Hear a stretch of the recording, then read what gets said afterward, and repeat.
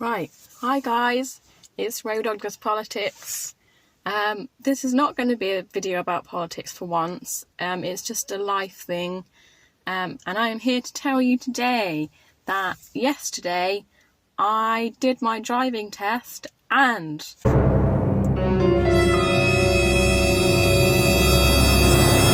I failed. Yeah, that's right, I failed. And the reason why I failed, I got one serious fault for undue hesitation at a roundabout where I spent too long sat in the junction waiting for cars when I could have gone, and I spent ages sat there deciding that I'm not going to go and I should have gone. And had it not been for that, I would have got 7 minors and I would have passed. So I was so frustrated. I was really sad yesterday because, you know, my test was at 1:45. I spent the whole morning just sat in my house waiting for my instructor to turn up, and I was like fretting. I was just getting more nervous, and I was like, I just want to do it. And I did it, and then I failed. So joy. So I just wanted to tell you about that experience. So yeah, for those of you who've done your driving test and passed, yay, well done for you. I'm at the age of 31, still can't legally drive by myself. So I'm still shedding like loads and loads of cash in order to pay for this car and pay for these lessons and pay for this test, which is £62 per test. God, the government are leeching money from me. So, yeah. So day of the test, my test, as I said, was like 1:45, so it wasn't even like a busy time, which I was quite glad of. We were outside the test centre, and luckily for me, because Cheltenham Test Centre, where I live, doesn't have a car park, it means that you don't have to do the reverse park manoeuvre. So, you know, I'm crap at that anyway, so we didn't have to do that. So the manoeuvre I actually ended up getting was the emergency stop, which is easy. Like, we did that like an hour before with my instructor, and that was fine. I actually like pressed the brake as she was saying stop, so I was like, yes, I've nailed that. Like, great, I want to ask you to do that again. Brill. Onwards. And I feel like, to be fair, that like the rest of the tests went like really, really well.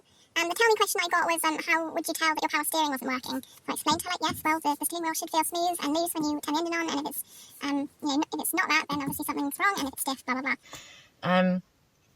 And then, so we're doing everything well. I was making space for other drivers. I was holding back when it was necessary. I was doing all my observations. I was doing all my mirrors. I was like putting in real effort to like make sure she could see me, like checking my mirrors, looking behind me, like looking in, you know, all my mirrors. I was doing all of that. And I was pulling up on the left, and I was checking, and I was doing everything. And yeah, I thought it was like a quite easy route as well. And she also asked me to like use my horn. I was like, fab, can do that, as long as she didn't ask me to like turn the fan on or like demist the windows, which I would probably struggle a bit with. So I was like, great, this is like really easy. I'm doing pretty well. Not noticed any like massive mistakes.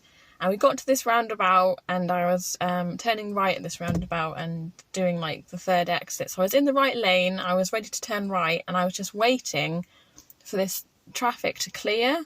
And I could see that there were cars on my right-hand side. And so I was just sat here waiting at the junction, right? I was sat here waiting at the junction, and I was like, okay, when should I go? When should I go? I'm gonna, like, when's the right time? And like a lot of the cars that were coming like towards me were coming like by me on my left side. So they're going straight on, like down my exit where I was. So to be fair, I could have gone because there was, you know, space for me to go, and there weren't any. The cars coming from the right were waiting for the cars coming past me. I could have gone, but I don't know why. I just like was still waiting. I just wanted it to be completely clear, and obviously that's not going to happen on a roundabout when it's a little bit busy. You can't just wait for ages. You know, when there's cars, you have to find a space, a safe space to move out, which I didn't do. So yeah, that was my only serious fault, and we got back to the test centre, and yeah, so do you want your driving instructor to come and hear the feedback? and I was like, great.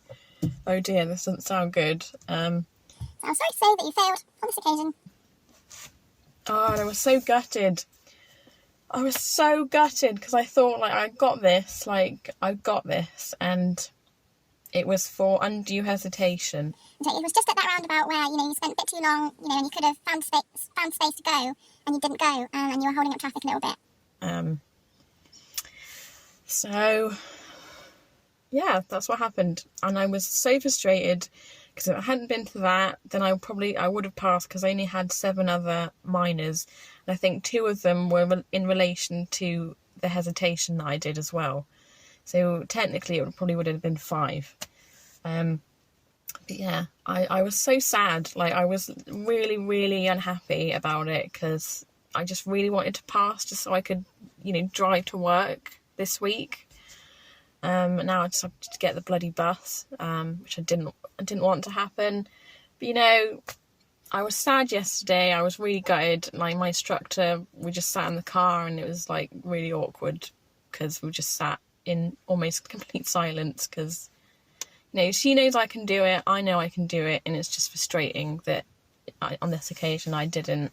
So just need to move on from it, rebook my test, get another one booked in for fairly soon, get a cancellation, and just do it again, and just keep on practicing.